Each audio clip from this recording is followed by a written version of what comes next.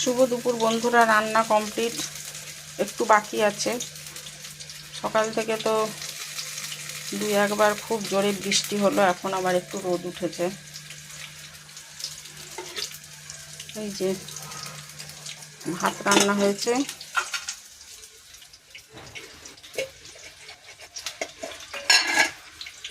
এখানে ঢ্যাঁড়স, গাজর, আলু আর একটা কি বলে কাঁকরোল, সব মিলিয়ে মিশিয়ে ভাজা। আর এখানে যে কুমড়ো তৈরি হচ্ছে, কুমড়োর পাট ভাজা। আমরা বলি আমরা মার কাছে শিখেছি, কিন্তু এখন এখানে আমি দেখেছি অনেক দোকানে বলে কুমড়ি। এটা আমার ভালো লাগে খেতে, এই জন্য হচ্ছে এটা মাসিকে বললাম করো।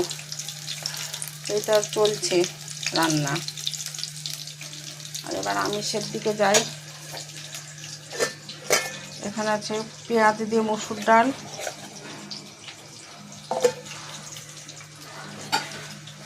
আর মাছওয়ালা দাদাকে ফোন করে বলেছি আমাকে কাতলা মাছ দেবে আর মাছের ডিম দেবে, তাই আমাকে মাছের ডিম দিয়ে গেছে।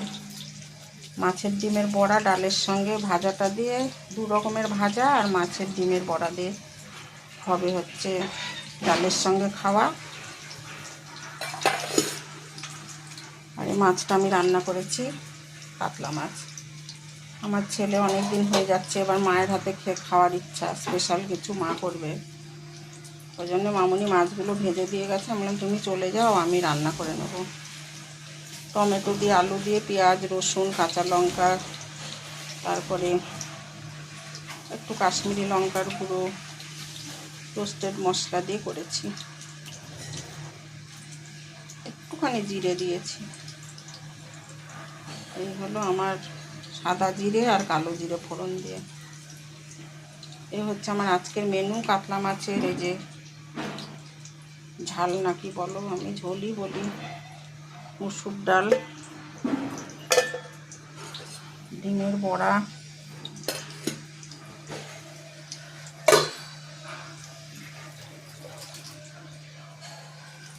এই যে কুমড়ি ভাজা,